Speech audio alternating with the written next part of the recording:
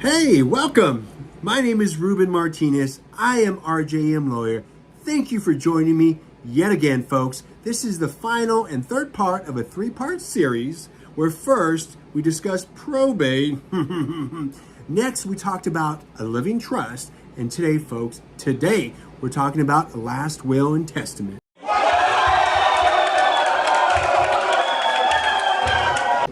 So, what is a will anyway, right? This is the million-dollar question, right, folks? Will, simply put, is an instrument that we use to dispose of our property when we die. A will does have to go through probate, by the way, okay? And if you watch the first episode, we don't want to go through probate. But, big caveat, a will is very, very effective when it comes to appointing a personal guardian for your minor child, for instance, should you die while they're still a minor. Also to disinherit a kid, but we're not going to go there right now. For our purposes, a will is the instrument that you use to say, he gets that, they get this, and that's that.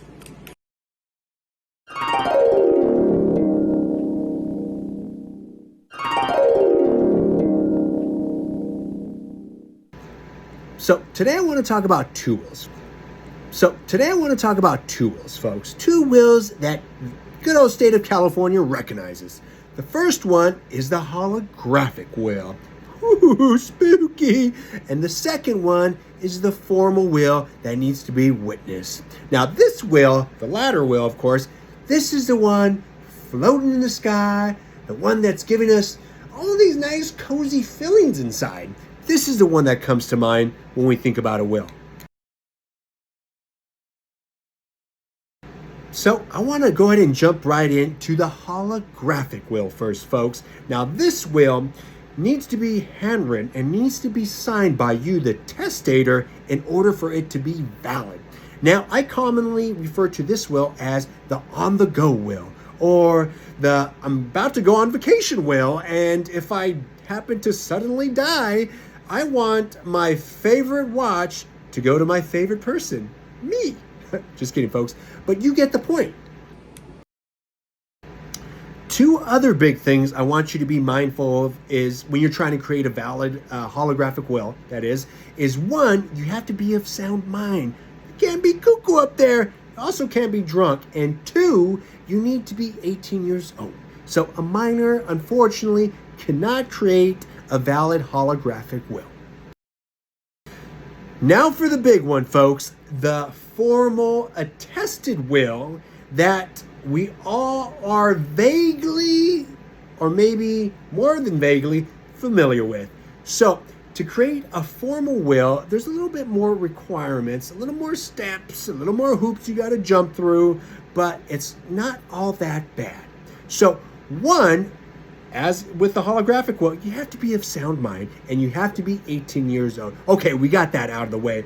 Two, this one can be printed, right? It also can be handwritten, but more likely than not, it's going to be typewritten, right?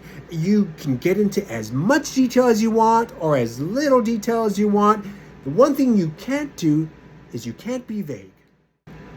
Whatever you say, folks, and within your will has to be clear.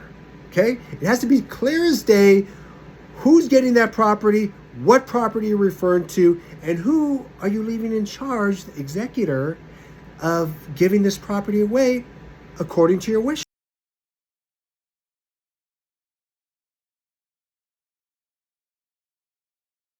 Last but not least, folks, are the requirements. So unlike the living trust, right, where I highly recommended that it needed to be notarized in the event it ever had to go before a judge.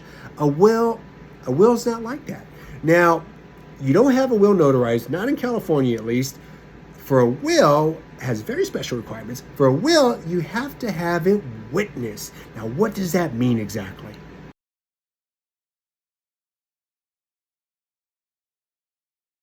For one, that means you have to have two disinterested witnesses. So that means that if somebody is taking under the will, means that they're supposed to receive your house, for instance, under the will, i.e. your child, then if you have them also, serve as a witness, well, then it creates a presumption of undue influence, folks. Now, it's not a presumption that can't be overcome, but if you can avoid that and get somebody other than your child to witness your will, you're on a lot better footing than if you have them witness your will.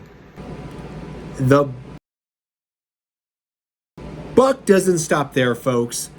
In addition to having two disinterested witnesses, they need to know that what you're signing in front of them is in fact, your last will and testament. So you can't be signing, your late utility bill and expect that it's going to be, your will is going to be valid, say if you were to sign it 30 minutes after the witnesses left your house. Doesn't work that way. Second, the witnesses also have to sign in front of each other.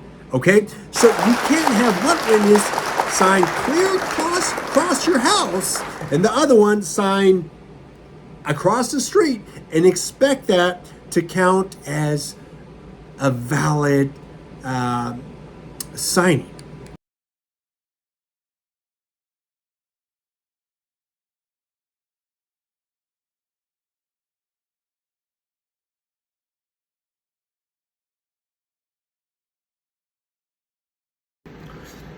We are done, folks. I can hardly believe it. I want to give you a big, special, warm hug. I want to thank you. No, seriously, I really want to thank you for tuning in today. And if you actually tuned in to all 3 episodes, God bless your heart. Don't know how you did it, but thank you so much. If you have any questions, and I mean any questions at all, there is no dumb question, please email me at Ruben, RUBEN, at rjmlawyer.com. And I would love to perhaps go over in more detail anything that I might have glossed over or maybe completely abstain from. I'm sorry about that, folks. But no, please, don't be shy. Don't hesitate. Send me an email. All right? It's been an absolute pleasure, folks. I will see you soon, and I really hope you enjoyed these episodes. Thank you. RJM Lawyer out.